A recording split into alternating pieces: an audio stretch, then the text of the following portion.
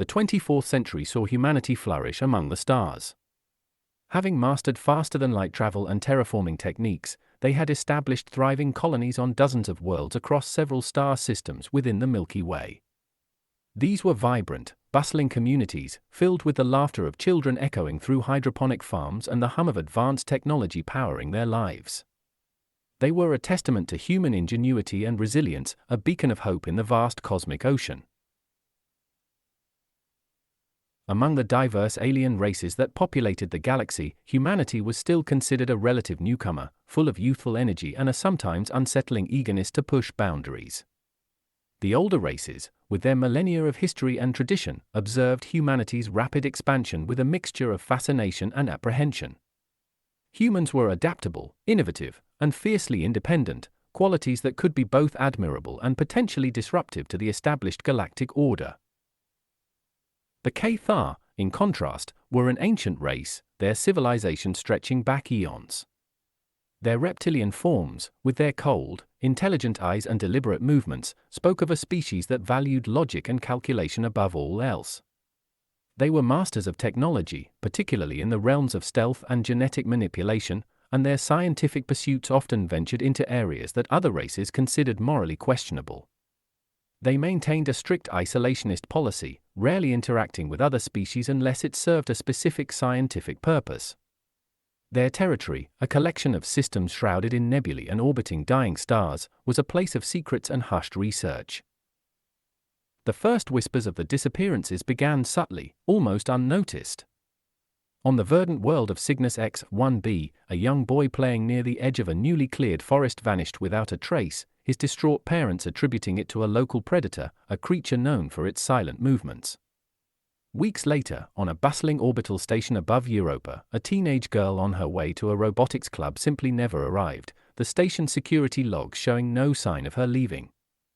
These were isolated incidents, heartbreaking for the families involved, but not enough to trigger widespread alarm. However, the frequency of these disappearances began to increase. From the icy plains of Enceladus to the dusty settlements of the Kepler-62 system, children were vanishing from seemingly secure locations. There were no signs of struggle, no ransom notes, no witnesses who could offer a credible explanation. The children were simply gone, as if plucked from reality itself. As the pattern became undeniable, a wave of fear washed over the human colonies. Parents clutched their children tighter, schools implemented draconian security measures, and a sense of unease permeated every aspect of daily life. The human authorities, stretched thin across their expanding territories, struggled to cope with the growing crisis. Their investigations yielded nothing but dead ends, and the lack of any discernible motive or method only amplified the terror. Whispers began to circulate, fueled by fear and suspicion. Some spoke of mythical creatures lurking in the unexplored corners of the galaxy. Others pointed fingers at rival human factions, accusing them of engaging in secret genetic experiments. But as the disappearances continued, and the statistical anomaly of their proximity to Cathar space became increasingly apparent, the cold gaze of suspicion turned towards the reptilian race. Their advanced cloaking technology, rumored to be capable of rendering entire ships invisible, and their known fascination with biological specimens made them the prime suspects in the eyes of the increasingly desperate human population. The Human Galactic Council, facing mounting pressure from their constituents, initiated a formal inquiry. They dispatched diplomatic envoys to the Cathar Protectorate, demanding answers and cooperation in the investigation. The Cathar response, delivered through heavily encrypted channels, was a masterpiece of condescending dismissal. They expressed their condolences for humanity's loss but vehemently denied any involvement, portraying the accusations as the paranoid ramblings of a young and insecure species. Their scientific pursuits, they claimed, were focused on matters of far greater cosmic significance than the petty abduction of juvenile humans. Despite the Cathar's denials, the human investigators pressed on, driven by the desperate hope of finding the missing children and bringing their abductors to justice. They knew that the truth, however horrifying, was out there, hidden somewhere in the vast, uncaring expanse of the galaxy. The vanishing had sown a seed of fear in the heart of humanity, and that seed was beginning to sprout into a burning desire for answers and retribution. Leading the human investigation was Dr. Anya Sharma, a woman driven by a quiet intensity. Her sharp intellect and unwavering focus had earned her respect in the field of xenoanthropology, but the disappearance of her 8-year-old niece, Lily, had imbued her with a personal stake in the investigation that transcended mere professional curiosity. Lily's bright smile and infectious laughter haunted Sharma's waking hours, fueling her determination to uncover the truth behind the child disappearances.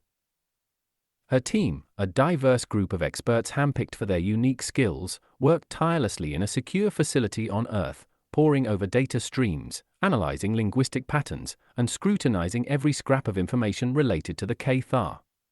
They spent weeks dissecting Cathar scientific journals, searching for any subtle hints or thematic connections to the missing children. They even consulted with experts in ancient Cathar mythology, hoping to find symbolic clues that might shed light on their motives. Their breakthrough came during a late-night analysis of Cathar trade manifests.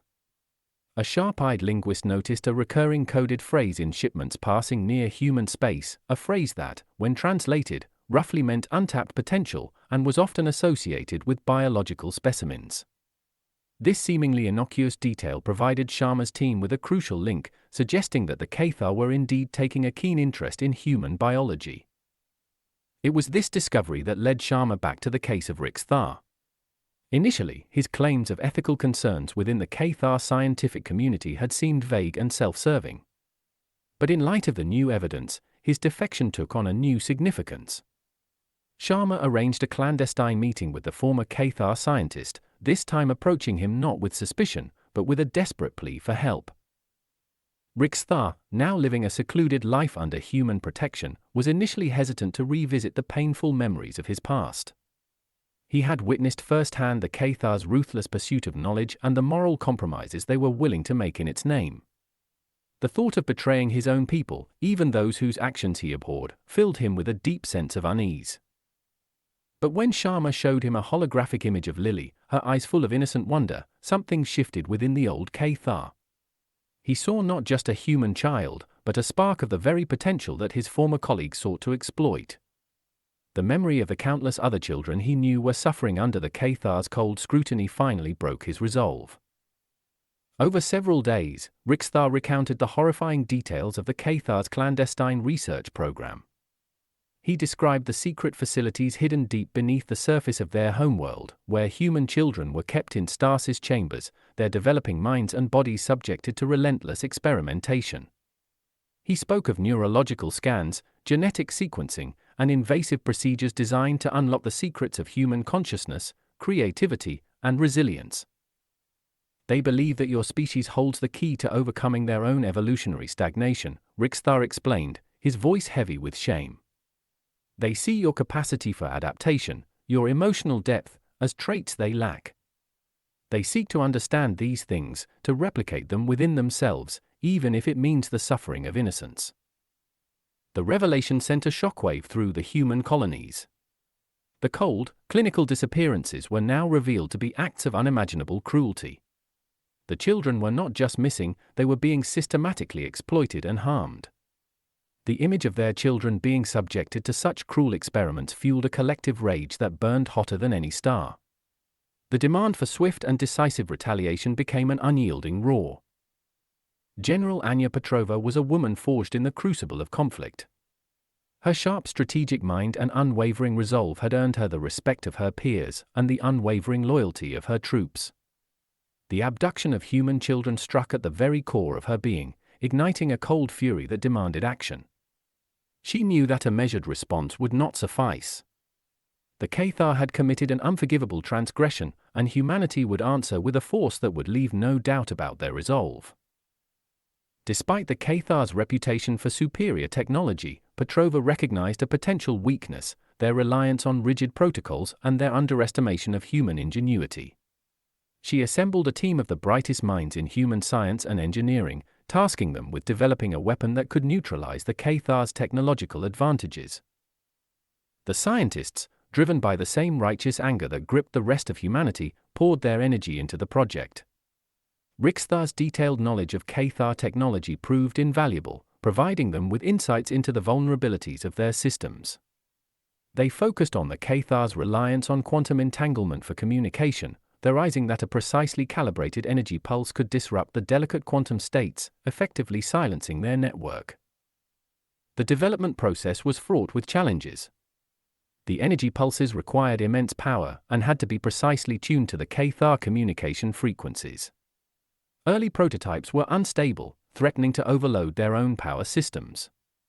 But the scientists persevered, driven by the faces of the missing children and the unwavering support of General Petrova. Finally, they achieved a breakthrough. They developed a stable, focused energy emitter capable of generating the disruptive pulse. The device was codenamed Silent Strike, a fitting moniker for the weapon that would blind the Cathar. General Petrova oversaw the top-secret integration of the Silent Strike emitters into the human fleet. Existing warships were refitted in clandestine shipyards, and new, smaller, more agile vessels, designated as pulse corvettes, were designed specifically for deploying the technology quickly and effectively across Cathar space. Within the human military command, debates raged about the appropriate response. Some advocated for a limited strike, targeting only the research facilities identified by Rix-Thar. Others, their hearts filled with vengeance, called for the complete annihilation of the Cathar civilization. Petrova, ever the pragmatist, opted for a strategy of overwhelming force combined with precise targeting. The initial phase of the operation, code-named Operation Iron Cradle, would focus on the complete disruption of Cathar communications. This would be followed by targeted strikes against their military infrastructure and the liberation of any surviving human children. The final phase would involve a decisive demonstration of human power to ensure that the Cathar, and indeed the entire galaxy, understood the consequences of harming humanity's young. As the human fleet prepared to embark on its mission of retribution, a quiet determination settled over the colonies. The fear of the unknown had been replaced by a steely resolve. They had entrusted their children to the vastness of space, and when those children were taken, humanity would follow, with fire and fury, to bring them home. The gathering storm was poised to unleash its full force. Under the cover of advanced stealth technology, the human fleet, a silent armada of warships, slipped into the inky blackness of Cathar space. General Petrova, her gaze fixed on the holographic tactical display in the command center of the Vengeance, felt a cold knot of determination tighten in her chest. The fate of countless children, the honor of humanity, rested on the success of this mission. As the fleet reached the designated coordinates, the Vengeance shuddered as its massive silent strike emitters powered up.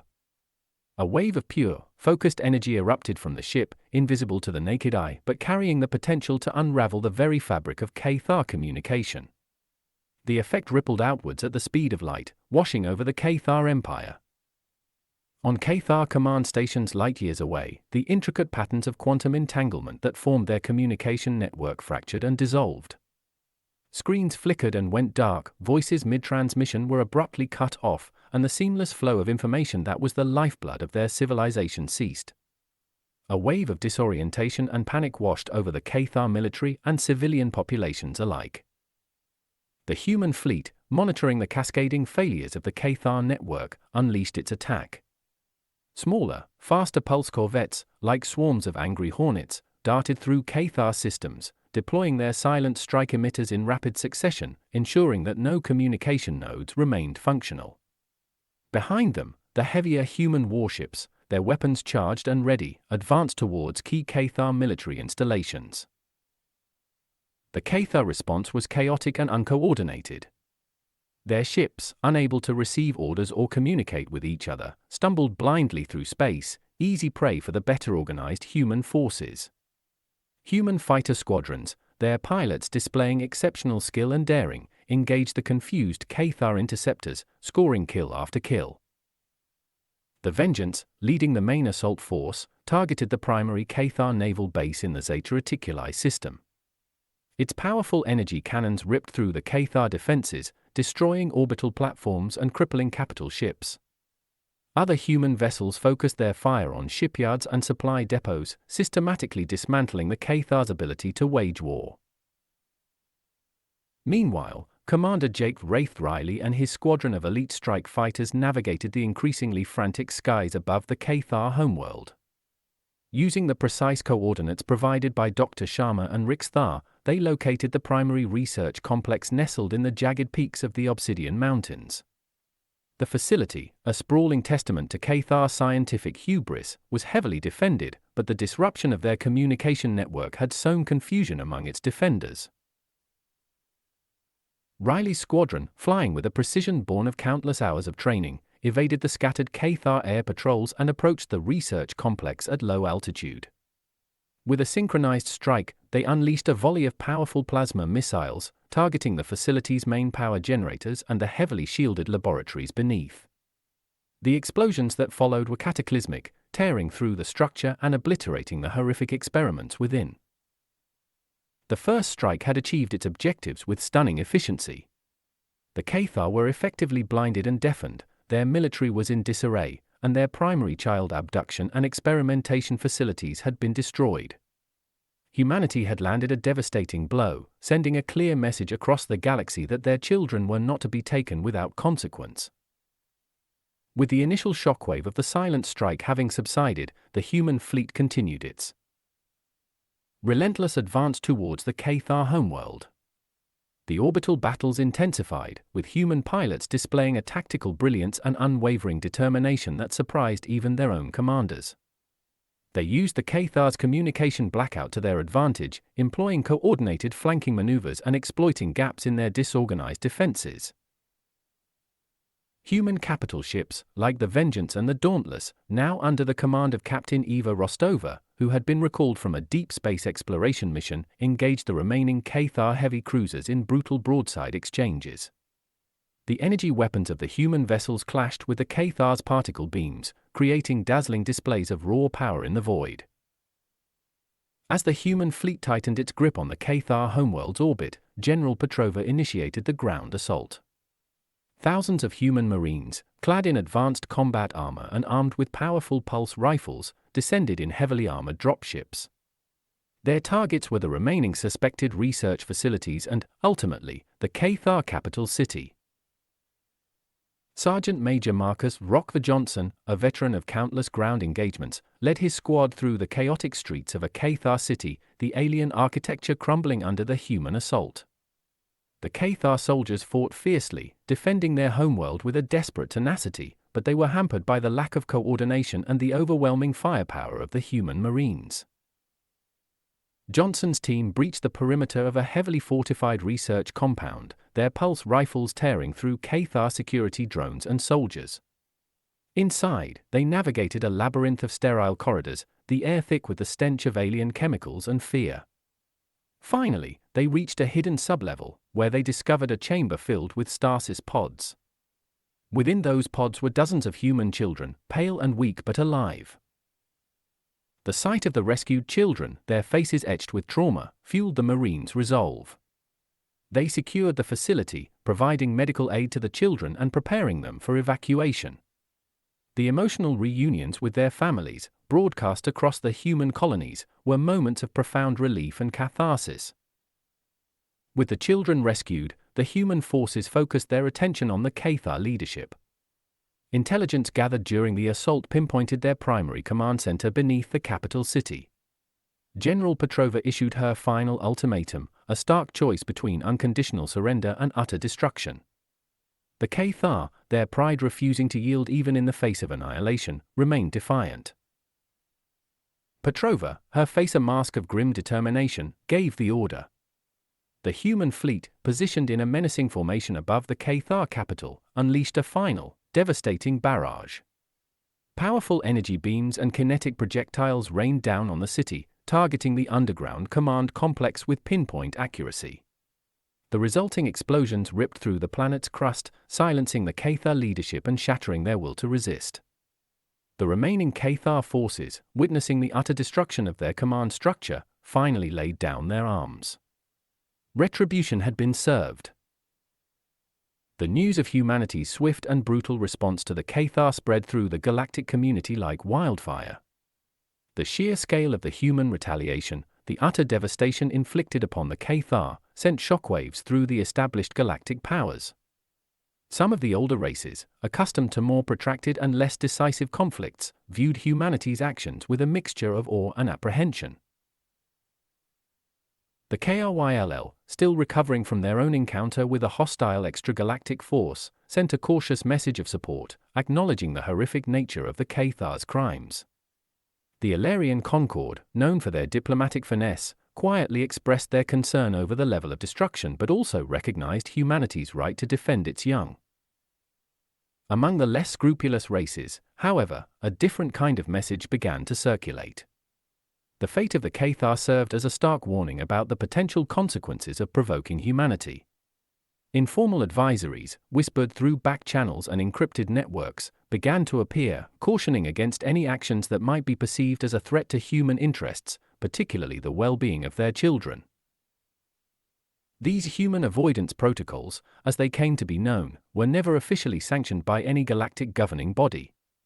They were more of an unspoken understanding, a collective recognition of humanity's fierce protective instincts and their willingness to use overwhelming force when necessary. Some advisories contain specific instructions: avoid any unauthorized entry into human space, refrain from any scientific observation of human colonies without explicit permission, and, above all, never, under any circumstances, harm a human child. The Human Galactic Council, while aware of these unofficial warnings, made no attempt to either confirm or deny their existence. They simply reiterated their commitment to peace and cooperation while making it clear that they would not hesitate to defend their citizens against any threat. Humanity's standing in the galaxy had undergone a dramatic transformation.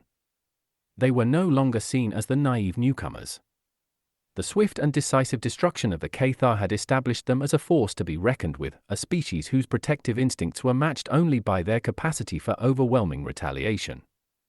The galaxy had learned a valuable lesson: underestimate humanity at your peril, and never, ever, harm their children. The echoes of the human strike back would resonate through the stars for generations to come.